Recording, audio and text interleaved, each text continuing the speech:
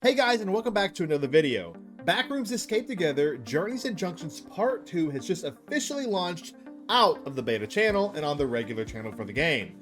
And we're going to go over all the changes, the patch notes, and everything to get you excited for this really big new update. So right here we have the patch notes for this brand new update, and it basically talks about all the newest tweaks, the newest changes, and the newest additions to the game. Which, to put simply, there are two massive new levels, brand new entities, and a lot more optimizes, a lot more fixes, and a lot more things that makes the game even better. Now, looking at the very beginning, we see three images. Now, this is the images of the new levels, and the two main ones being the party area with the party goers, and then the electrical station with the clumps. So you can see both of those here. Once again, this is probably my favorite design of the clumps I've ever seen. It's absolutely monstrous, and I'll be real, this level so far gives me the hardest time. I can't tell you how many times I've gotten so close to beating the game, only to run out of power at the very end and the clump just make a beeline to me and just take me out. We also see the hub station, which is what you unlock at the very end of the game, which allows you to go back and replay certain levels, and it's a neat little thing as well.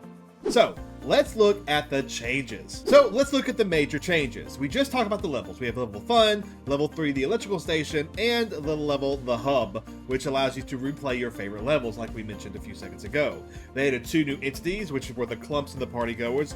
Beautiful designs of both. 10 brand new items scattered throughout the different levels. We can see most of these new items in the two new levels. Some good examples are there's like electrical tape, there's gas cans, there's coins, there's stuff like that kind of go in hand with specific levels, and you need them to progress throughout the levels. There are enhancements to almost every single level, significant graphical and performance improvements, significant bug fixes. They overhauled the multiplayer lobbies, which I'm a little interested in. I haven't played this in multiplayer yet with this new update, but hopefully I can soon. They added a journey summary to the end of the game and various quality of life improvements. Pretty much, he's making the game better and better and better. Now, next we have a note from the developer. I'll let you kind of read through that on your own. You can pause the video or pull up the notes yourself and read through them. Pretty much it says why he's not been super active in getting the game out of beta and into the main thing. There was to put it very simply, he was sidelined for a good bit. And he couldn't do a lot of work on the game, but he's back now and he's really working hard, and he has some new developers with him that's going to be helping them make the game even better, which is really exciting. I highly suggest you join the Discord. He's been super active in the Discord, kind of explaining a few things, answering questions, and that way you can get your updates even faster. So let's look at the detailed changes. These are some of the more minute things that were added, which kind of make things better quality of life. They were added 4 brand new achievements, which is basically beating the 2 new levels, as well as beating them in purgatory mode, something I need to do for all the 2 new levels to get all the achievements back.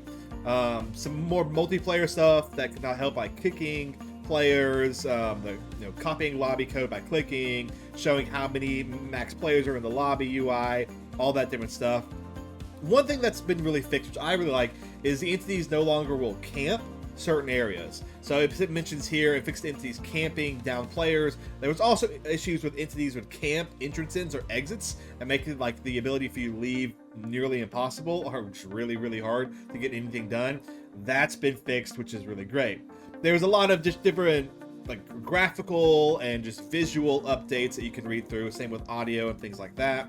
A lot of bugs that got fixed, such as the stopped all movement when using items in the inventory, things preventing you from joining or leaving lobbies, things like that. There was more controller support added to the game, such as vibration, emotes to the controllers, dead zone to controller movement, all neat little stuff like that. Localization, new languages added, stuff like that. Just a lot of cool variety of life things that really just make the game better, right? It makes the game a lot better and just a lot smoother, which is cool because it's only get better and better as the game goes along. The game already looks great. The game already runs pretty well. I'm excited to see it getting improved even more. For a game that's completely procedurally generated, it runs really well, and I really like it. I've not really had many issues. I know there have been some bugs, like I said, but the devs are pretty good about getting them knocked out pretty quickly, so it's really awesome. So let's talk about the specific level updates. The ones that are like, hey, we did X, Y, and Z to these levels. So for level 0, I made the pitfall mold marking spawn randomly now. So that means the pitfall mold marking, that's your little identifier for the shortcut.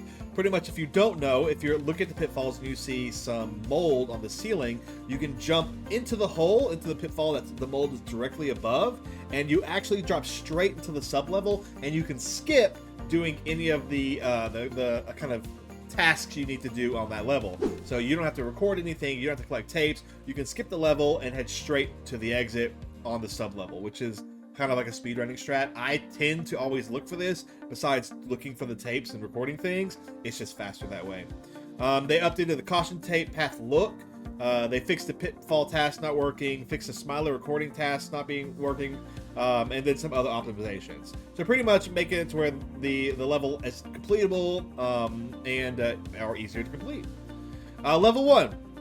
They increased the level size by 25%, so it's bigger now. They increased the number of generators, and the needed generators will increase with player count, making it harder when there's multiple players, which I think is completely fine. Added an exit sign to the exit door to make it easier seen. They fixed item floating spawns, they tweaked the lights, performance improvements, the smooth the generator restarting progress bar. I actually noticed that when I played recently. That was actually a really nice thing. It seemed to be, completely honest, a little faster too. I don't know if that's just me not remembering correctly or what. When I played it recently, like when checking out the beta again, it seemed like it was a little faster, but who knows. Level 2, lowered the sound of the generator by footsteps, added a chance for items to spawn inside of lockers, fixed the bug that made the interact text persistent after opening valves on client, switched the valve indicator light to green for more clarity. So it's just some simple small things here and there. Lowering the sound generator by footsteps is actually really good because that makes the chances of the entity catching you and hearing you a lot less common, which I'm a fan of. And the items too. I remember that level always having an issue with not having a crazy amount of items. It might just be me being super unlucky too, but that's also very nice. Level 6. Fixed the level 6 wire sometimes not appearing. Redid level 6 wire to more realistic look. Changed the wire endpoint logic. The drop rooms now show their respective color. The doors will not open until all bugs suppressed, which makes it a little bit more tricky, but I think it's a good change. Added informational objectives to level 6. That's also a great change. I remember a lot of people not really knowing what to do on that level, so now there's instructions on how to get things done. This also happened, there was also new instructions, they made a lot more things obvious on what to do in some of the other levels as well, which I think was good. Added pitfalls to the second section to pose a hazard. Added more items and loot to the level. That's, once again, I've never personally found anything item-wise in the level. I knew they could spawn, but I never found them. Portrait backgrounds are not blue. Remove the colors of the puzzle that could be mistaken for the same, and minor performance improvements. A lot got changed in this level to make it easier to understand what to do, and your actions and consequences having, making them more obvious of what's going on. I think it's great. I'm excited to see and actually play it and see the big changes and about how easier or more difficult it is to complete it. Level 37, this one's very simple. They just fixed some textures and some crashing stuff. And level Run, the morgue door control panel now flashes when open. This makes it a little bit more obvious to realize when something is open. So, if you play the beta, there are some differences between the beta and this one. Specifically, for the level progression, and as you can see on here, level 3. Level 3 had a massive amount of changes between the beta and now, and we're going to talk about that. But first, in general, they changed the level progression from what it was to this. Now it's 0, 1, 3, 2, 4, 6, 37, exclamation mark, fun, and then the hub. So it's not changed by a crazy amount, but it is pretty different. Because originally you could run into the hub earlier and you had to go through a specific door, and some of the levels were just kind of swapped and whatnot. But I think this, I think it's fine. I'm going to play through all of them in this new order and see how well they flow together. I'm sure they probably flow a lot smoother, but we'll see. And of course, reduce stuttering, which is just improvements in general. Now level 3. Now, in my opinion, this is probably the hardest level, and not necessarily because it's just impossible to do, but you can get extremely unlucky with this level, and if you are extremely unlucky, it really punishes you. So the first thing first, the clumps are now faster. They're not as fast as you, but they can catch up when you run out of energy. So be very cautious when you're running around, and if you lose that stamina, gain it as quickly as you can. Increase item amount, that's great. And gasoline amount, that's also a great thing. So you're not gonna have to worry about running out of gas and just automatically losing. Each floor item crate requires an increasing amount of fuses. That is a tricky, I think, good mechanic added to where like you actually have to go and search for fuses now. So pretty much on floor 3, you only needed 1 fuse to find the tape. On floor 2, you generally needed 1, maybe 2, maybe 3, if you're really unlucky, fuses to unlock to get the wires. And then on floor 1, you needed like 4 or 5, maybe even 6 to get the actual bolt cutters. Luckily, there are plenty of fuses scattered around, so you have to search for them, but it's not impossible to complete. I think it's if you get really lucky in the beginning and have enough fuses spawn right at the start where you can just automatically fill the beginning fuse area completely up and have to worry about them, that's my optimal seed, I guess, generation. And that's what I think, that's what I personally really look forward to. If I get into that level and see there's like only 2 in the very beginning, I'll generally restart the level, if I'm gonna be really honest. Other thing there, bolt cutters have now been moved to the locker instead of them being just kind of scattered somewhere. You have to actually open a locker to find them, which I think is fine. The gasoline drain rate is now different on each floor. This I learned during the beta playing around. I saw that floor 1, the gasoline drains very slowly, or 3, I should say. Floor 2, it's a little bit faster. Floor 3, that sucker drains. So you got to be fast finding and fast to have that gas to refill in on when you're like have it open on level 3. Let's see, they fixed some clump spawning and camping, simple stuff like that. Added wire hazards that can stun you. This was a good addition to where they can, like, wires are hanging down. If you run into them, you get stunned for a good few seconds. Pretty much, if you're getting chased and you get stunned, you're dead. I kind of would love to see it if you could stun the clump as well. Like, you could trick him into running into the wire and it stuns him. Dev, if you watch this video, I think that would be an excellent addition, because that could be more strategy added into where you're running and what you do. Especially if you stun it, maybe it even loses track of you if it can't see you. Right now, one of the biggest things that make this level so hard is that sucker just pinpoints in on you and just goes after you. And generally, you have to either get incredibly far away from it to lose it, or you have to leave the area to lose it. And I would love it if you could find other little things to make it easier to lose, or have him lose track of you. Unique hallway generation per floor, that's just expected. The terminals now show the item the floor provides. That's an example of it being easier to understand. The fuse amount is now a fixed ratio instead of random. That's for the, I'm assuming that means for the very beginning, the fuse amount that you need to plug into the beginning. Or it could mean just like how many are just there on each floor. I'm not real sure. Terminals, I read that already. Fix bugs, yep. Jail doors now alert and attract the clump. So pretty much if you open it and it's nearby, it'll hear you and come after you. Decrease the tape amount. Not that big of a deal. I still have not had any issues finding them. More optimizations. Fuses can now be found in lockers and shelves. Easy, like a great thing. Some polished environments, polished animations, added sounds, simple stuff like that. Very minor performance things, minor improvements that just make the game a little bit better. The ending door now requires bolt cutters, like clump sounds, stuff like that. It's all great improvements in my opinion. Level fun. This one also had some major changes compared to the original beta, and we'll go through them as well. Decrease the ticket penalty when moving in red light, green light. I think this was great. I think it was very punishing if you moved, especially for those who didn't understand what to do during that level. You could easily lose all your tickets. So I think that's a great improvement. Added a hint when the minigame reward reaches 0. Increased the light on duration. I think that's good as well. Added a change for lights to turn off within 7 seconds of turning on. Like I said, I have no problem with that. Makes it a little bit more challenging. Added a brand new ending, which I'm excited to see. Haven't seen it yet. Fixing bugs, fixing issues here and there. Quality of life meshes improvements.